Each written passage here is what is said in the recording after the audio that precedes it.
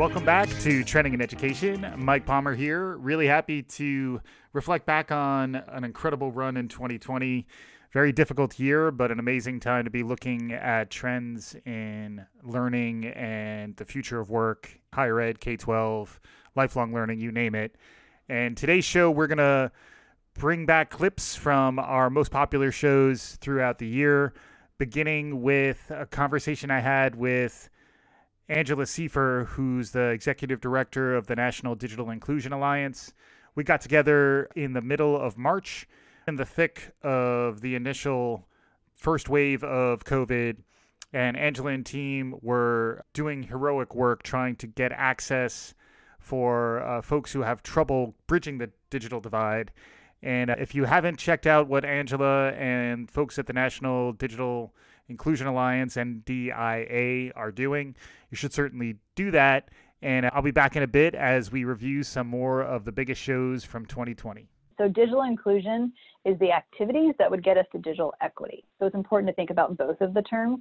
Digital equity is the goal, where individuals and communities have access to the information communication technologies that they need to do anything. But then digital inclusion is how we get there. So this is affordable home broadband, it's digital literacy trainings, it's the appropriate devices, it's the right apps. And as you described it, this new world order that we're living in, that looks a lot different than it did just a couple weeks ago. Yeah. One of the turns of phrase that I've been hearing a lot and I've been using is how the COVID-19 pandemic, the coronavirus, is a forcing function for change, good and bad, mostly bad. But one of the changes, I think, is just awareness around the criticality of digital access to livelihood, survival, public health. Could you expand on that a bit? Yes, there's definitely been an increased awareness that if you do not have internet at home, if you do not have a computer at home, because a mobile phone doesn't always cut it, particularly today, if you don't have the digital skills to use those tools, how are you surviving if we are all supposed to be sheltering in place? The announcement recently that the health systems can use Medicare to cover telehealth visits. That is completely dependent upon those patients having an internet connection at home, having a device, and being comfortable adding the app that the health system tells them to add. Mm-hmm. Some are ready to do that and some are not. Right. And the uses for all of us to just survive today, like we could just count them off one by one, right? You can do your banking, you can stay connected to your family, you can work, you can learn everything. But I think the biggest thing for us to also recognize is the public safety aspect. If an individual or a household does not have that connection at home, they're going to leave the house. Right. And we don't want folks leaving the house. Mm-hmm. Either they are going to contract it themselves or they could spread it. Either way, we want folks to stay at home. You have to have an internet connection. Right. In order to, there's a small percentage of people who are going to have a great time without an internet connection, but would any of the listeners agree with that? Would they want to do that? Would you want to be like, oh, it's cool, I'll just read books? Right. And especially because so much of the solutions is there are apps. If I didn't have access to Amazon here in Brooklyn over the last month, I guess I would have been spending more time at Costco. And in the reality is that even in my context, we have the choice to leave the house or not. If you don't have access to digital, you almost have to leave the house. And there's no choice. No choice indeed. But unfortunately, it does sound like from a recent return engagement we had with Angela that some progress is being made, and there are many folks on the front lines of digital inclusion who are doing heroic work, and kudos to them. And thanks again to Angela for being our guest for our most download show. Our second most download show, also released right in the thick of COVID, was with Adi Hanash, who's a very experienced live online instructor. I knew him for years at Kaplan before he moved on to work at General Assembly, really lead their live online initiative there.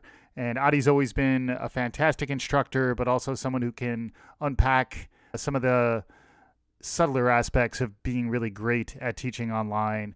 And we're going to pick up with his conversation from back in March. The number one thing is when you go to teaching online, over the last 10 to 12 years, the proliferation of some of the blended learning models and flipped classroom models that have started to change the way you might approach teaching online.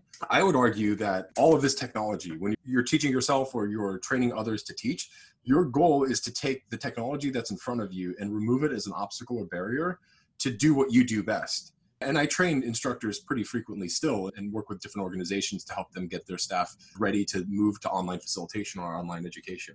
Yep. And the number one thing I always say is this isn't about changing your personality. It's not about creating a formality. It's actually about saying who you are in the classroom, how you teach, your style, your personality has a way to translate online. The key is to find the right technology to translate it in the right way. You have an infinite number of distractions a Google search away. Right. That your job now as an online educator, leading a live session online, is that you are bringing their attention back constantly to the material, and that's your responsibility.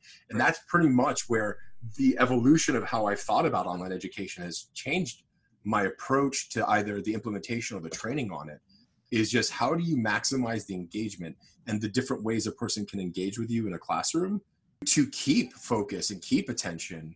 Accountability is the number one reason why people do courses with instructors. So how can you maintain accountability in an online scenario? Otherwise, why aren't we just Googling for every piece of information we want to learn or finding videos on YouTube?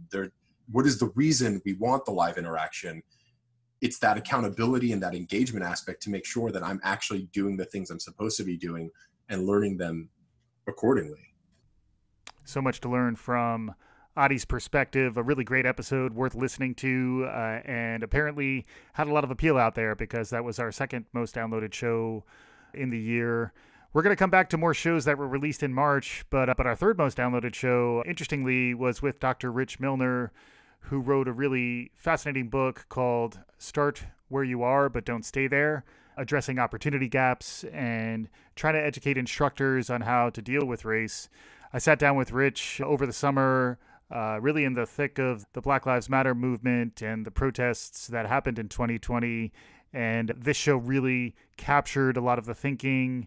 And I really was appreciative of Rich sharing his voice with me and our listeners to help us get some perspective. One of the things he talked about was how teaching is race work. And he also talked a lot about the importance of grace. So with that, we'll pick up with Rich Milner here. Again, really fascinating thinker from Vanderbilt University. Take it away, Rich. In fact, I would argue we don't have achievement gaps anyway. We really have gaps in caring, and we have gaps in grace and gaps in vulnerability. And when you talk about grace, administrators really need to have a lot of grace with their teachers. And in a very similar way, teachers, I'm begging you, have grace with the students and the families with whom you're working. Part of how we get to and reimagine, again, thinking about possibilities and opportunities here, is we shepherd ourselves into a place where we understand that while you're hurting and the things that you're grappling with and going through, so too are family members. So too are your children or your students' family members. And so on a macro level, I'm putting forth the notion that we should put a moratorium on standardized testing. I don't think in this moment, that is not what's most important. Right. So, test scores. We should put a moratorium on grades that go on students' formal transcripts forever. Right. I think we should, of course we need formative assessments, but again, how can we use this moment to get better? We think because we've done a thing in a way for so long that we don't need to make shifts. And so when we think about COVID and we think about Black Lives Matter, like what you gonna do when turn in his or her their assignment? What you gonna do when a student, a young person, can't log on to the internet because the internet they don't have access with the computer, or when our older students won't log in. What are you gonna do when a young person, we are face to face again, when a young person doesn't have his, her, or their mask on, What kind of dress code violation? We have an opportunity to deeply reimagine how we do school. Fantastic stuff there with Rich. I do really recommend his book. It's out from Harvard Education Press. Really do recommend checking out Dr. Rich Milner out of Vanderbilt University. Another guest who was really profound in her thinking and was right in that thick of the first wave of COVID was Helen Lee Bouygues, who's the founder of the Reboot Foundation, an organization that's focused on helping folks develop critical thinking skills, particularly in children.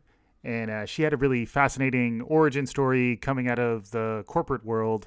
And then really in light of raising her children, came to understand the importance of developing critical thinking at a very early age. This is a theme we've been hearing throughout the year, and Helen and the team at Reboot are doing some really interesting work. Let's hear a little bit of the conversation next. So my background is actually, I've been in business for the last 25 years. I originally have been more focused on being a restructuring professional. That means helping companies that are in difficulty turn around their companies. So that's been my historical professional background. And since a couple of years now, I'm what some people call a professional board member. So I'm on 6 different publicly listed company boards and helping them through, including right now, a lot of the challenges that they're going through the coronavirus, because obviously it has major economical impact on businesses. But the real genesis of why I decided to fund and create the Reboot Foundation was twofold. One was, in my business experience, I tried to assess what is one of the most important skill sets that business leaders need in terms of how they think through, make judgment calls in their day-to-day as well as critical business moments. And it always came back to the subject of critical thinking and the ability for individuals to do. And on top of that, I had a bit of an aha moment a couple of years ago. My daughter is 9 years old today, but it was back when she was 6. She came home one day from school and she asked for my computer because she had to write 10 sentences on one of the French kings. And a 6-year-old's immediate reaction for school homework to ask for my computer, to want to go to Wikipedia and look up information, seemed to be quite an alarming dimension that I hadn't actually taken a pause and thought through. What does it mean as a parent to educate your child in this digital age when everything is about instant gratification, where you're looking for information right at the tip of your hands, that unfortunately is combined with blogs, institutional sources, Wikipedia, that some population believes that's the same synonym for encyclopedia. And so it got me into thinking, and that's when I decided that I wanted to fund research, especially around helping us all to think about how we need to educate our children differently so that they become better critical thinkers in this environment today. Yep. And that's hugely relevant for parents and children and educators, but it's also hugely relevant for lifelong learners. Your experience, I imagine, as a board member and someone who's helped organizations lead turnarounds, challenges around good critical thinking, good reasoning skills in support of decision making is not just relevant to educating children. It's actually relevant for all of us. I think so. And it's one of those things that I think one of the first studies that we did at the Reboot Foundation was actually a survey. We interviewed over 1,000 people in France and in the US. And I'm probably going to mention France a lot on this podcast, but it's because I'm actually based in Paris, France. So that's a little bit of the context. And it's amazing how in that survey, everybody said that critical thinking was important. But then when you probed in terms of asking the questions such as more detailed questions around whether or not we actually practice critical thinking. For example, looking for an opposing view. Over 30% of the people said that they deliberately avoided people who have an opposing view. And also when we asked the question, at what age should parents be teaching critical thinking to children? It was completely varied from early young childhood to 18 years old it was completely across the board. Including one of the questions that we ask is who should be teaching critical thinking to children? And that question was also very varied in the responses, of which 22% thought that children themselves should teach themselves critical thinking. So it was a little bit of an eye opener to realize that everybody fundamentally believes that critical thinking is important. And it's not just because they read a McKinsey report that says it's going to be one of the three most critical skills in the future economy for adults in terms of their skill set.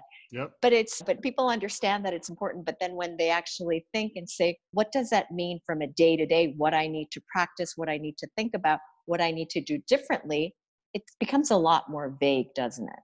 Great stuff there with Helen, diving into the importance of critical thinking. And we touched a lot on the fourth industrial revolution and the ways of automation that are upon us, and how to carve out the spaces that are critical for humans in future jobs to stay resilient these days. And that's where critical thinking factors in tremendously. We also wound up talking earlier in the year, pre-COVID, to Frank Britt, who's the CEO of Penn Foster, about middle skilled employees and how to train them, how to upskill them. He made some interesting predictions about the future of work. We'd love to get Frank back on the show, but I think some of his thinking about the importance of middle skilled workers, also known as frontline workers, which he even mentioned at the time, turned out to be profound in that they, in many ways, were the folks who were the front lines of the pandemic response.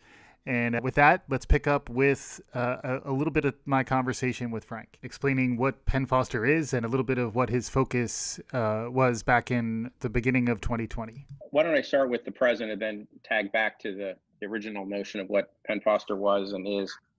Penn Foster is an organization today that premised on the notion that there's a very large, meaningful percentage of our workforce, middle skilled workers, that are in need of ongoing training, upskilling, and alike, but lack either access and or affordability to getting the kinds of support they need to mobilize in their careers. And so the Penn Foster Institution's charter is to try to help people make the thoughtful choices for them at this moment in a changing economy and a changing workforce, and put them on a path for economic mobility, skill attainment, and ultimately greater empowerment to take better control of wherever they go with their careers. Penn Foster itself, the enterprise, is of some scale. We're, I think, the largest or among the largest platform companies in the country that explicitly and exclusively focuses on the middle skill workforce, or what some people call the frontline workforce.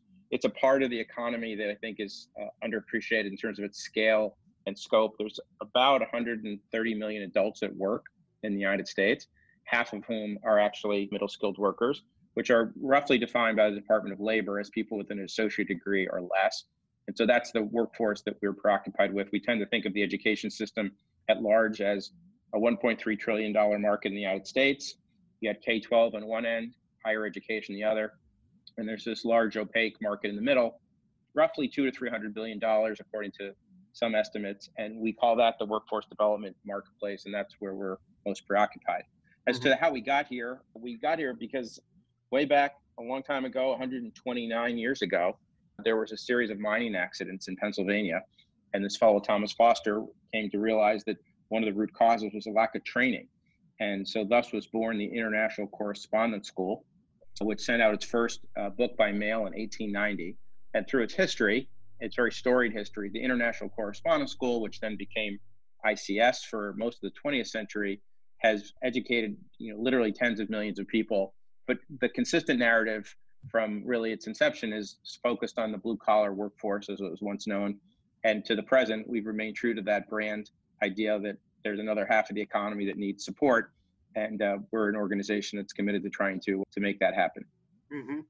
Yeah, it's super interesting. And I was mentioning when we were setting up here that I think I've fallen prey to the same trap that's out there when thinking about education and the workforce writ large, is to focus on maybe the top end of the workforce, the most highly skilled, in demand, engineering, computer science, data science, all the new hotness, all the trendier things that folks talk a lot about. But what I found really interesting about your perspective is that you're focusing on workers who in many ways are the front lines of the new wave of automation that we're all anticipating. And I've heard you talk in a really interesting way about the future of work. And I'd love to hear from your perspective, what people frequently get wrong and perhaps what they get when thinking about the future of work, and then specifically thinking about the future of work as it relates to middle skilled workers?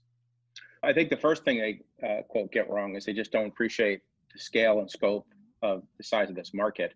We got almost half the workforce in the United States are middle skilled, and while there's lots of apocalyptic narratives regarding automation, which we'll likely come back to later, the reality is if you were to do a scan of the job openings in the United States today, about half the job openings in the United States today are actually middle skilled related jobs. Mm-hmm. Now those jobs are going through, like all jobs, quite a bit of transformation.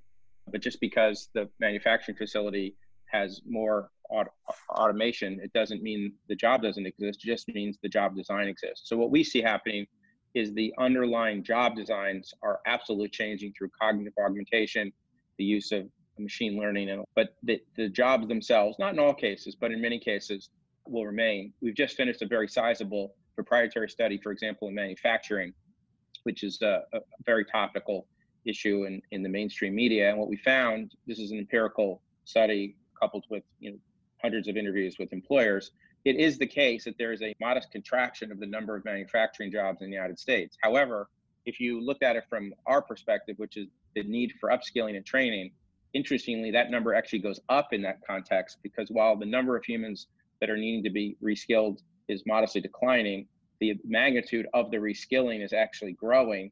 And so it nets out to be, from an indexing perspective, more aggregate demand for upskilling and reskilling, even in the manufacturing sector, which would be a typical target of people talking about the future of work and jobs going away. So I think the general meta miss is big market that has real opportunity, but it also has unique complexities. There are academic, financial, and emotional design considerations. If you think about what is the optimal learning experience for this particular cohort, that is very different than serving a traditional white-collar professional. And so part of why we've been able to carve out, to some degree, a sort of a positional scarcity, and by that, an institution that occupies a part of the larger education economy that is somewhat underserved and historically ignored, is that there just aren't that many other institutions of our scale that are preoccupied with this unique cohort of creating solutions for them that help them achieve both their financial, academic,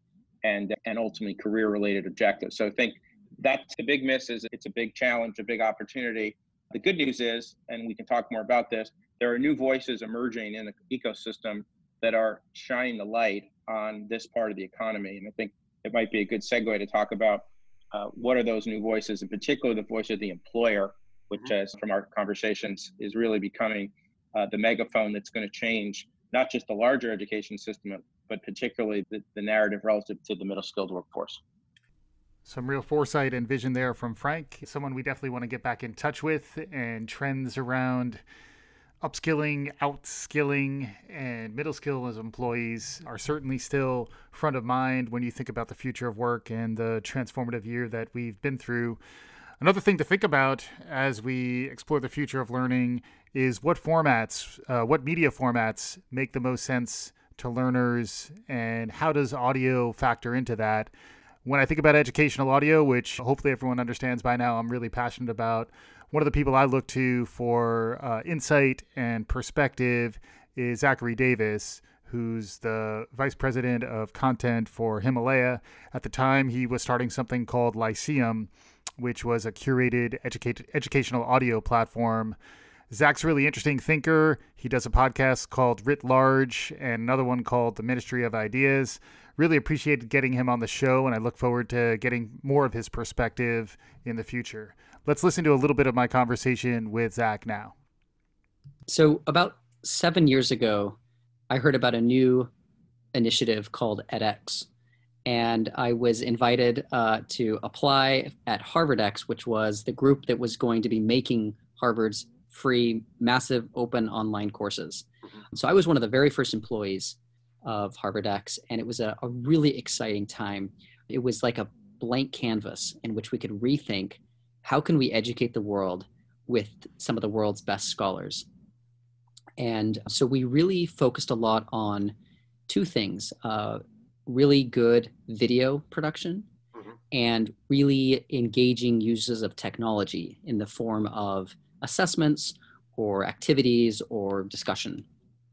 And so over the course of 7 years working at HarvardX, I worked on a lot of amazing projects, amazing courses. One of the first ones was about early Christianity, and it was a course about the letters of Paul. And we filmed the professor teaching, and we added these great animations to make it really engaging. We even created this cool, what we called a time map, which showed you both where the letter was written in the Middle East and when. And so you could see the path of these letters, and it was really exciting. And when we launched, the professor that I worked with was used to seminars of 10 people, and we had 30,000 people sign up to take this course. And that was the kind of scale that got everyone extremely excited about MOOCs and about online courses. And wow, maybe we can dramatically lower the cost of education through these new technologies. But pretty quickly, we encountered some struggles, which was very few people actually completed these courses. Very few people got through them.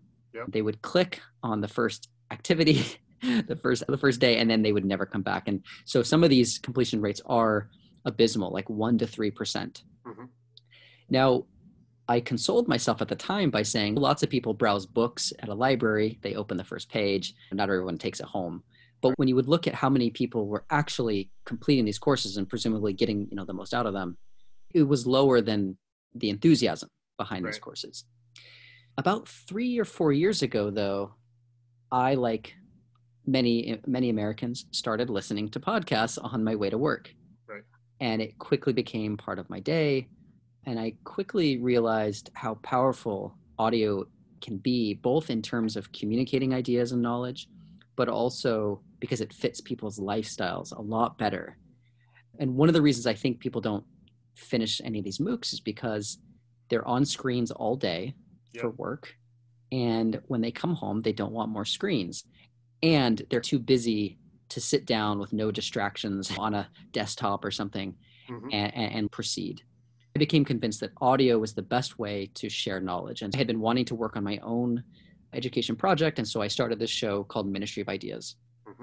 And Ministry of Ideas was designed to take the great conversations that I was having while a student at Harvard Divinity School and share that with more people. And each episode is on a different topic, a different concept, the theology of history or cannibalism or World's Fairs. And we give you history and philosophy and cultural criticism. It was really successful. And my podcast started getting more listeners than a lot of the Harvard faculty courses that I was working on. And I think it had more to do with the medium than the message. I was really captivated by education and audio.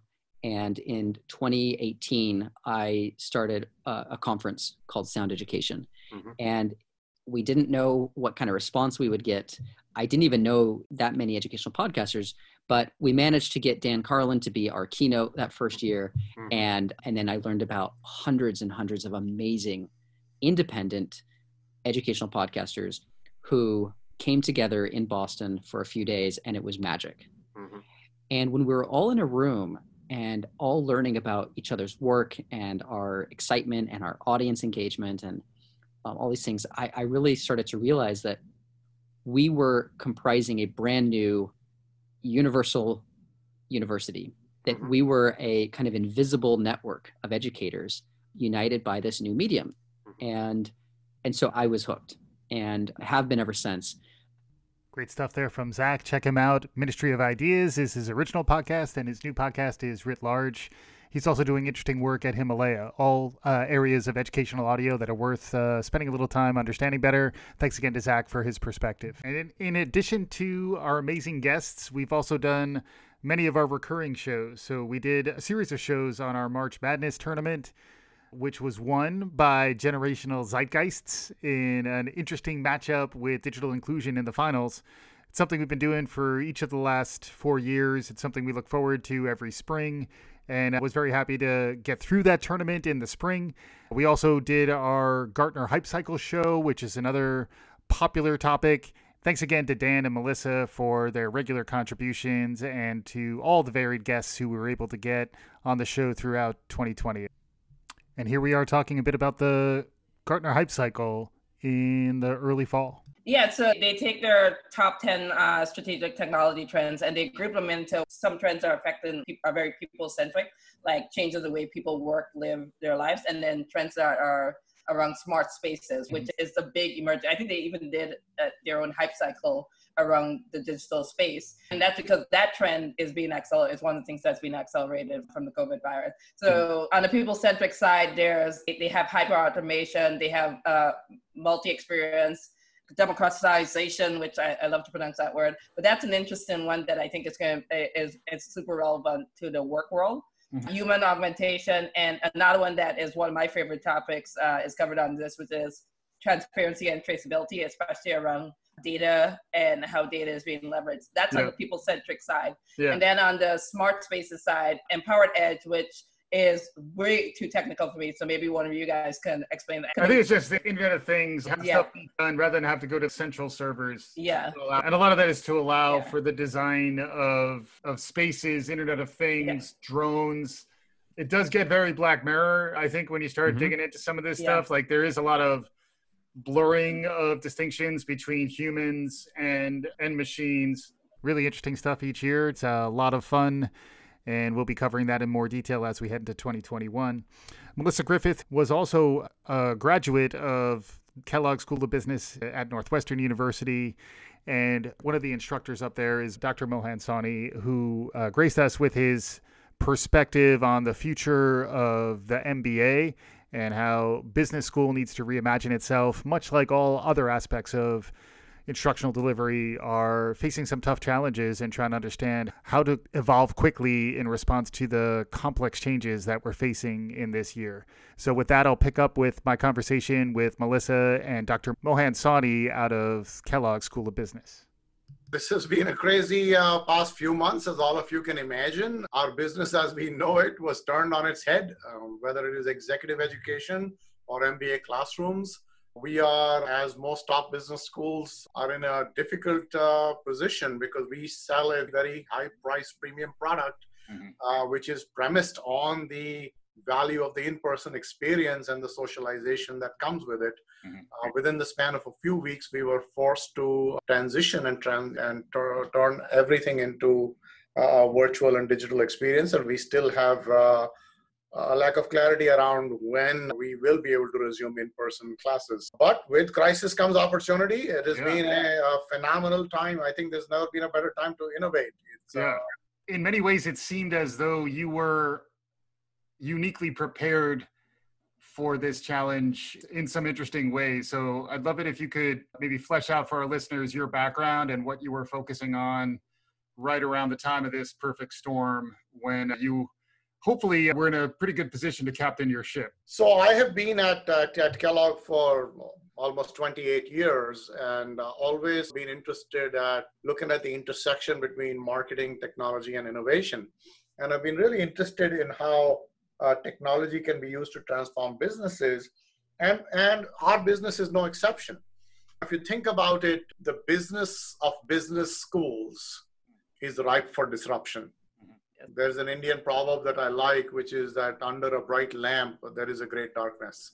We teach business strategy, but our own business models, our business strategy, our value propositions, our offerings are deeply flawed. I really encourage you to listen to that conversation with Dr. Sawhney. He's a tremendous thinker, and he's doing some really interesting work at Northwestern. We'd love to get him back on the show, but a lot to think about as many of these legacy models are being forced to rethink themselves due to the economics and the shifting workplace and the shifting demographics that are out there. Lots of profound stuff to pursue here. Another profound area that we love to explore is the power of neuroscience and the power of social emotional learning. I like to say, I get social emotional, baby. I was fortunate enough to be joined by Andrea Samadi, who does a podcast called Neuroscience and Social Emotional Learning. And it's a really interesting topic, really profound intersection between those two spaces. And I'll pick up here with my conversation with Andrea from early in the year. We have this arbitrary distinction between the arts and sciences.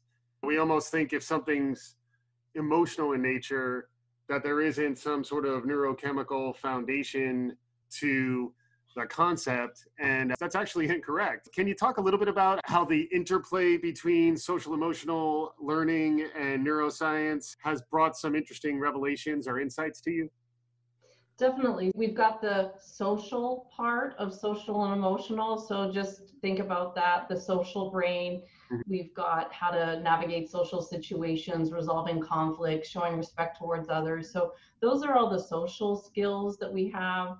And then there's a lot of research out there about the social brain. You just Google social brain, there's a lot out there. When we feel threatened or rejected in a group, we turn to the fight or flight with our brain. There's that whole aspect growing up, what it felt like when you were in middle school and high school if you didn't belong. Just now we can understand that with our own kids or with our students, the way that we feel about world tragedies is how our young students are feeling about inclusion. And thinking about how their brains are shutting down. Understanding that part with the social, these are all skills that we now know we need to teach in the schools, and the curriculum is coming in with that. Yeah. And then we've got the whole emotional side. So emotions come into the brain with a stimulus that triggers the body for a certain response, and then it hits our limbic system, sends messages to our amygdala, and then our hippocampus with our memory. It's all connected. So we've now got to understand our own emotions and the emotions of others. So there's the social side, there's the emotional side, recognizing and managing our emotions, others, and the ability to cope with frustration, disappointments, and stress. And I actually interviewed Mark Brackett. He was the founder of the Yale Center of Emotional Intelligence, and his new and most recent book, Permission to Feel, it's so interesting because he talks about how we're not taught to talk about our feelings at all. And he did this activity. He said, show me on your face what anger looks like. And anyone can show anger, but show me on your face what love looks like. And the whole room, nobody could do it. And I was thinking myself, I'm like, I know what love feels like. It's, unmistakable. When you feel love, you know. Right. But what does that look like? I have no idea. Yeah. So when you were talking before about what areas do you think we still need to dive deep into, I think we understand the social side, but the emotional side, it's not, been the norm to talk about our feelings out loud. Really interesting stuff there with Andrea. I did see recently that she recorded her 100th episode of Neuroscience Meets Social Emotional Learning, and we here at Trending in Education, we're also fortunate enough to get 100 episodes of Trending in Education published in 2020. So a lot to parse through. As we're getting close to concluding here, though, I wanted to make sure we spent some time listening to Brian Alexander, who's a futurist who focuses on higher ed, wrote a book called Academia Next, which is a fascinating read. He also blogs regularly at brianalexander.org. Great follow on Twitter, LinkedIn, what have you. But I had Brian on 3 times this year, so congrats to Brian on that. And this was from the first time where we talked about the power of science fiction in thinking about the potential futures. And with that, we'll pick up with Brian. I think science fiction is the essential literature for the 21st century. If you're not paying attention to science fiction, you're really not suited for this century. And people in the futures work love SF. We use it all the time. We make some of it. There are SF writers and creators who are full-time professional futurists, and it makes all kinds of sense. And science fiction is in many ways not great at prediction. And when it gets something right, it's extraordinary. You look at Jules Verne's From the Earth to the Moon, Around the Moon, which has the moon shot taking off from Florida, landing in a great ocean. I mean, that's pretty good. That's a pretty good show. There's a book that I really enjoy by John Brunner called The Shockwave Rider, where in the future people use computers connected to each other via phone lines to do gambling, to do communication, to have online learning. For 1970, that's pretty good. But generally, I think it's not so much the prediction so much as it is giving us the habits of mind to think about the future being different, to give us the imaginative power. But it's also it's not fantasy. I love fantasy, don't get me wrong, but it's always grounded in the real world. Science fiction is always about that. What if you invent a machine? How does it play out in the real world? And I think that intersection is very powerful. And there's a small subgenre of science fiction that's always been concerned about education. I mean, you can think about some of the classic novels like Dune or Ender's Game, which are about education in a lot of ways. There are a lot of stories like this. I hope if I can scrape together the time to push out an anthology of these kind of stories. I think it's crucial just to give you that habit of mind to be able to think about the future being different. But also, when I mentioned the world, in some cases, we think about science fiction as considering the world in terms of physics, which is great. What if we invent a spaceship? How does it work on the dark side of the moon? I'm waiting for my hoverboard. It's been a really long time. I know. But at the same time, though, with your hoverboard, science fiction teaches you to think about how this interacts with people. If you have everyone with hoverboards, do we have licenses? Who gets to, do we have art forms that emerge, like with skating and skate punk? How do we figure out? One science fiction writer once said it's easy to predict the car. The hard thing is to predict a traffic jam. And I think it's the same kind of thing. People often say Frankenstein is the first science fiction novel. It's not, but it really is the epicenter of science fiction. It's really, and the key thing about that is not just figuring out how to make life, but how to treat it, how to respond to it. And you'll find that every great science fiction story always takes you back to the human, which makes you think, what happens to higher education in the year 2030 or the year 2040? Yeah. And to come back to these faculty members, these students, these librarians, these academic leaders, the custodians, these adjuncts who make it work. And that's who we have to keep coming back to. So much to chew on when you talk to Brian Alexander about the future. It's something I hope we continue to do on this show, and I definitely would encourage you to check out Brian's work, check out his book, Academia Next, and really interesting perspectives on the future of higher education and the future of education in general. As you can see, this is a long show, trying to pack everything in. Tremendous conversations really throughout, but I wanted to conclude with our first show of 2020, which was with David Meerman Scott, who wrote a book called Fanocracy, which is about allowing fans to rule. And he's a really interesting thinker, keynote speaker. Would love to get him back again as well, because he talked a lot about the power of live experiences and going to live shows. He's a Grateful Dead fan and has been to many shows over his life. But really interesting book, really interesting listen.